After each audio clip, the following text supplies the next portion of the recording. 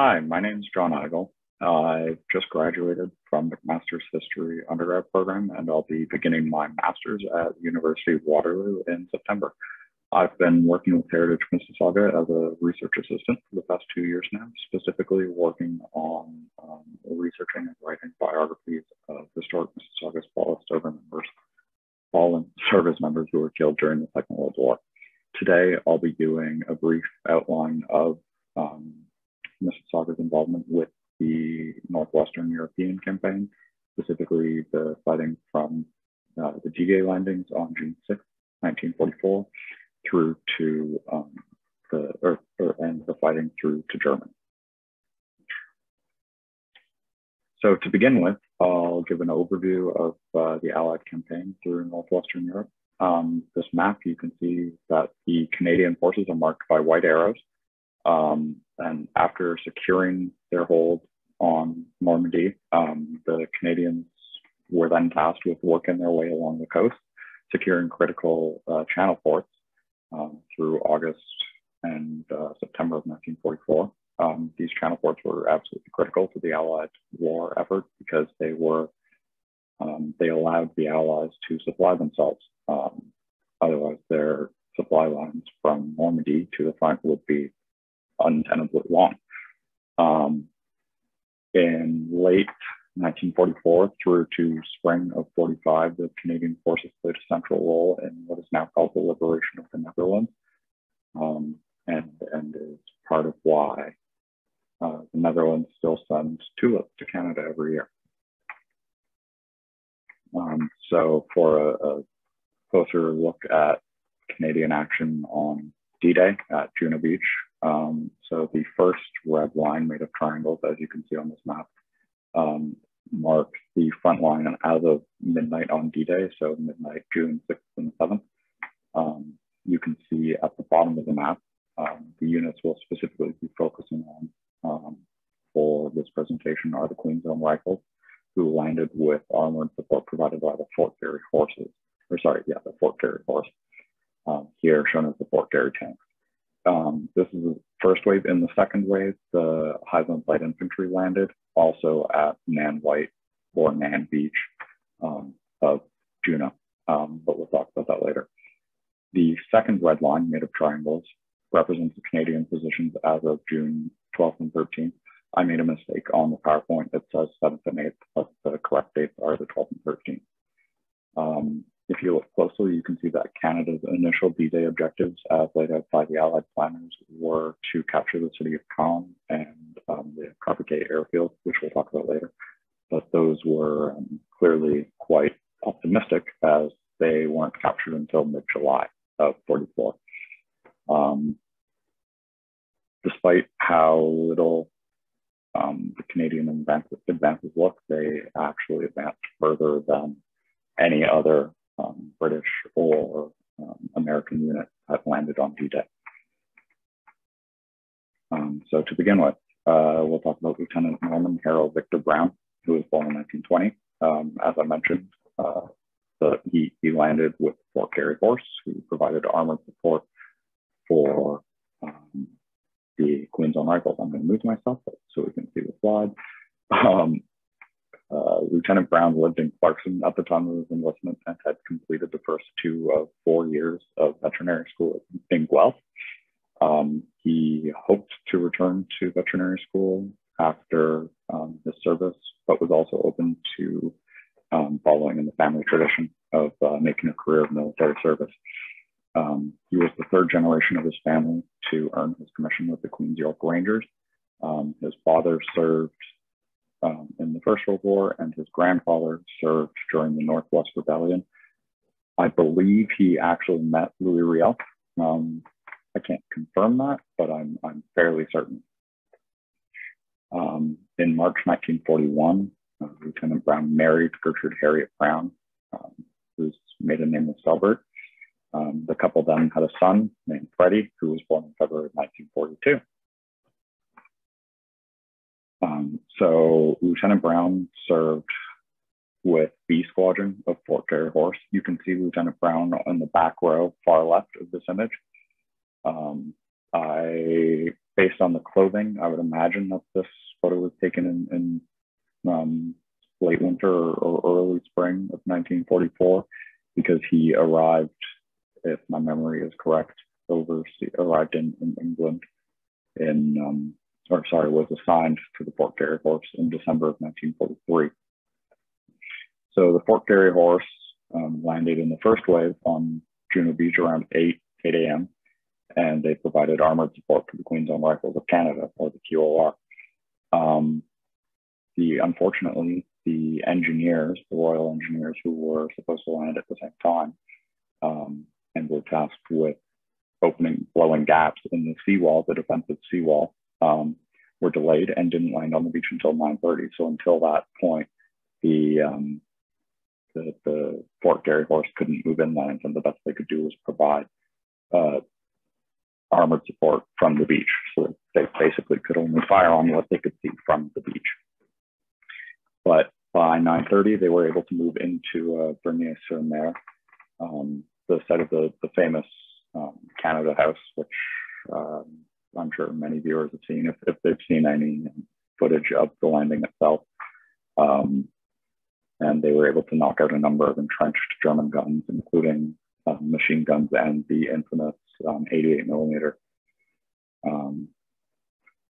Unfortunately, Lieutenant Brown was killed while fighting towards Hill 70, which I've not been able to place on a map, because the only maps for Hill 70 I find are from the First World War, which is a much more famous action. But from the regimental war diaries, it seems that from the top of Hill 70, the Fort Garry Horse could see the Carpentier Airfield. So quite far inland, but they were ambushed by, I believe, an SS Panzer division in OC, France, and forced to fall back. But Lieutenant Brown was killed at around 3 in the afternoon. The tanks had an issue where the periscopes that they used to enable the commanders to see where they were going weren't effective, and so a lot of the tank commanders ended up lifting themselves up out of the turret of the tank and exposing themselves. And Lieutenant Brown, as far as I can tell, was killed while doing this.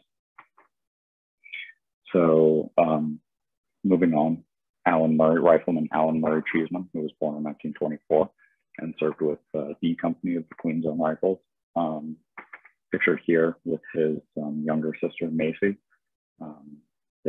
He was born and raised in Lakeview. The family lived on Ogden Avenue. At the time of his death, Rifleman Cheeseman was engaged to marry his fiancée, Iris. They were going to be married on his first furlough home. I was able to figure this out because in his possessions at the time of his death, he had a gold ring and an application for permission to marry. Servicemen had to apply for permission from the commanding officer before they could marry, and then he was granted permission.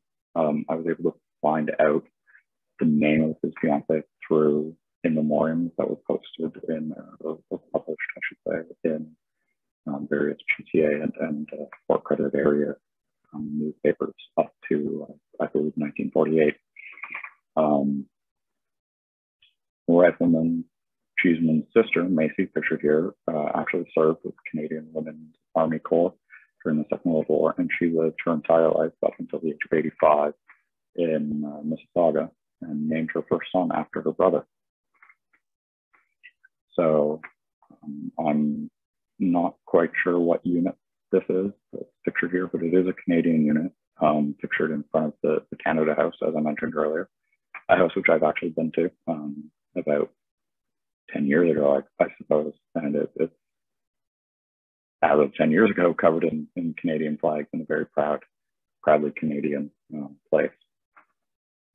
But C&D companies, Rifleman Cheeseman landed with C Company, landed at about 8:45 a.m. and took very heavy casualties on the run-in, because about half of their landing craft struck underwater mines and sunk. And I'm sure in part because because of that, the Queen's Own suffered the highest casualty rate of all Canadian regiments on the day. They lost 143 men. That includes killed, wounded, taken prisoner. But they did manage to take their objective, the French town of Angoulême. I'm sorry for any native French speakers. I will be butchering place names. But the town was 11 kilometers inland. So a pretty significant advance for one day's fighting.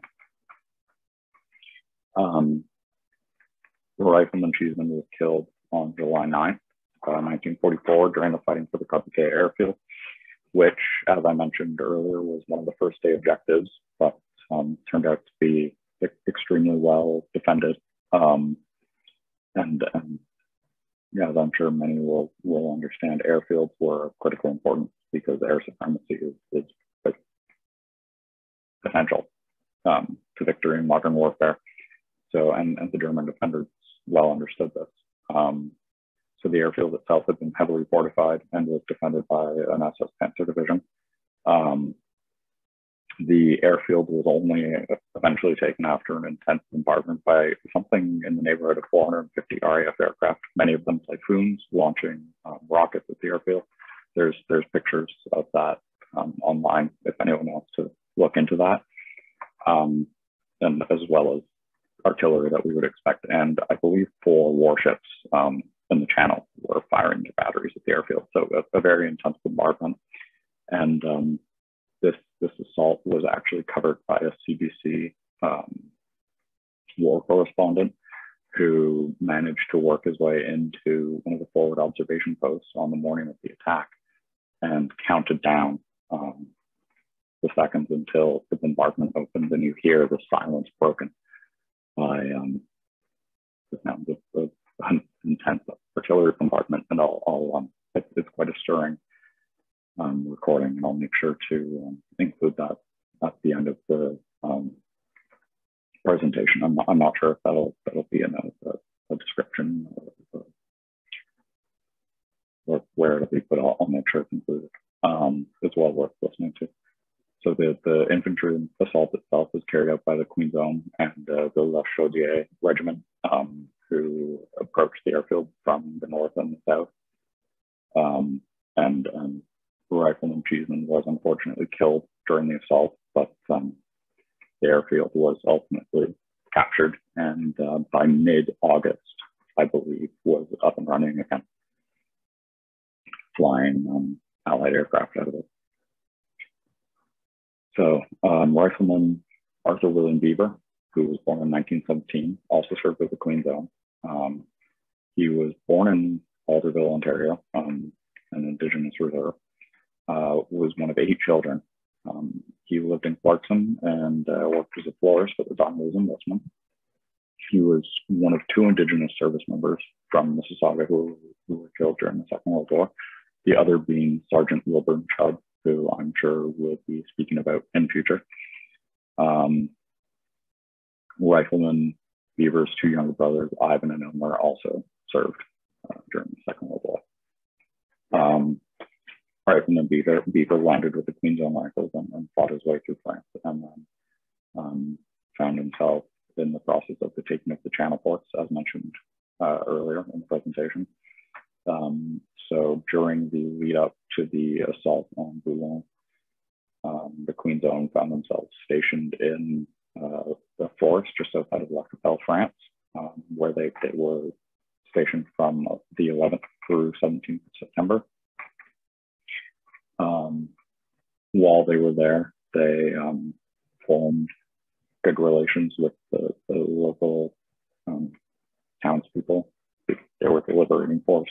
It was easy to make a good impression. So the regiment cooks traded 60 cans of bully beef, which is like standard ration, low quality beef, for a 200-pound pig, which is pictured on the right, which they then cooked and provided, by all accounts, the war diaries and letters, a real feast, almost something you would expect for a Christmas meal.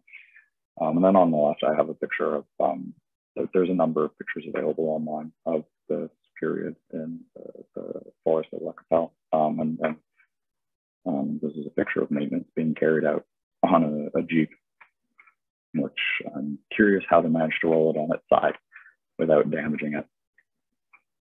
So Rifleman Beaver was killed at the end of the day on 1st of October 1944. The battle for Calais began on the 25th of September and lasted until the 1st of October, with the German garrison eventually surrendering.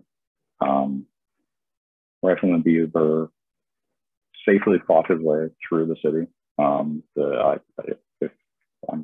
As I recall, the Queen's Own managed to make their way basically to the center of the city before it was announced that the city, the garrison had surrendered.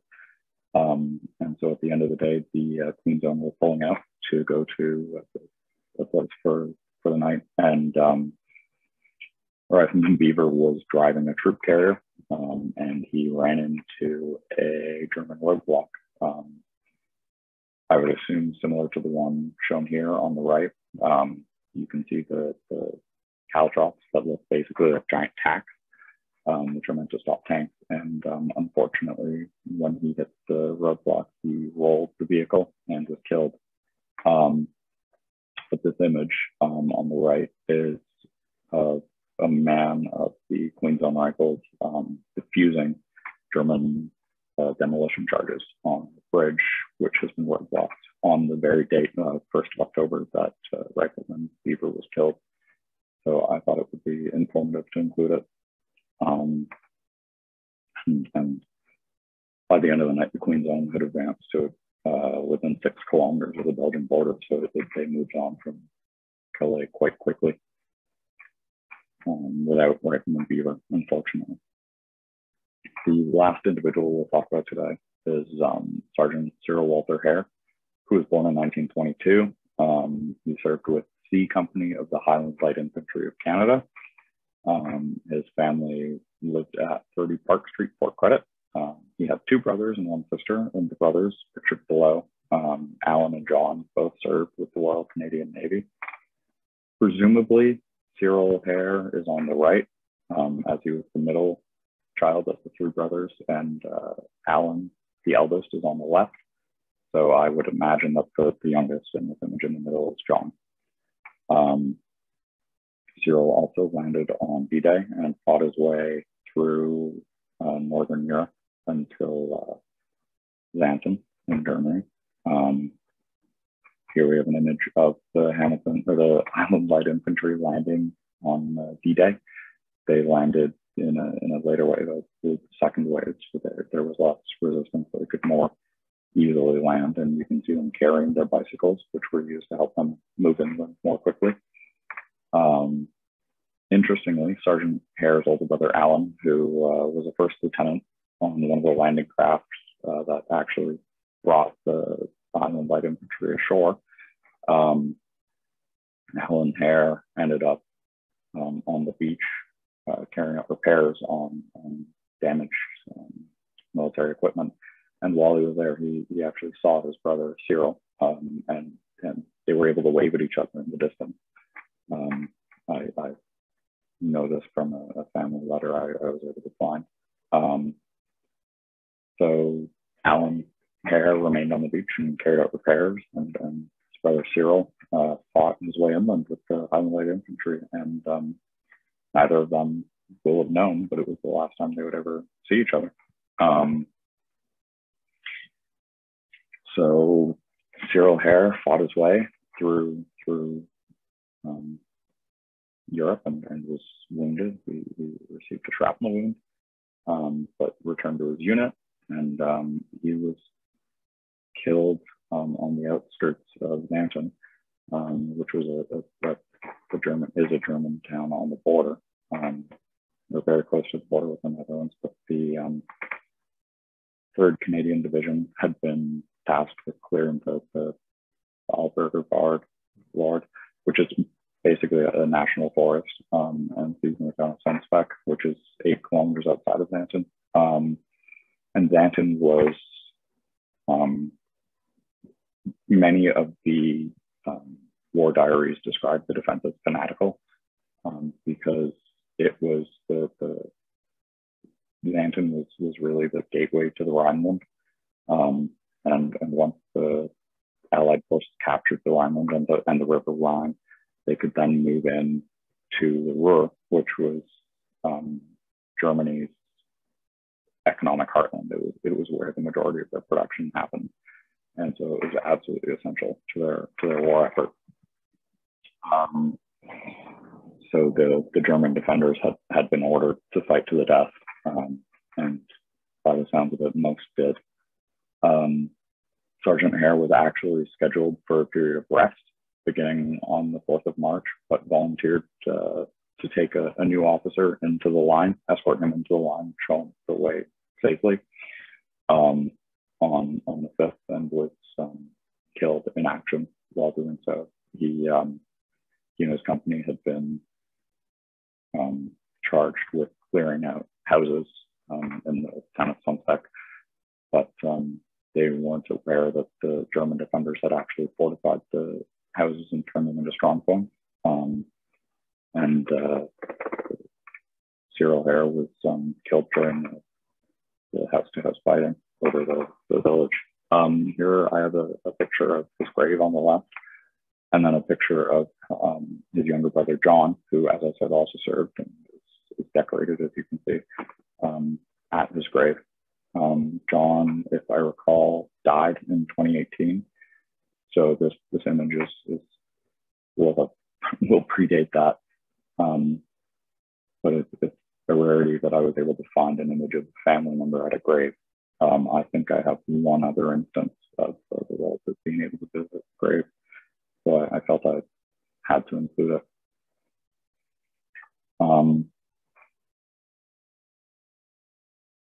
Yeah.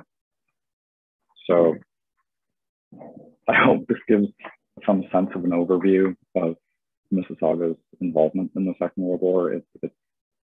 These have been 4 of the over 90 fallen that I've looked into. I could go on for hours about this. We have servicemen who fought through Europe and died after the German surrender. But it seemed informative and necessary to narrow it down to a more finite date of only those who landed on D-Day. So I hope that this has been interesting, and thanks very much for listening.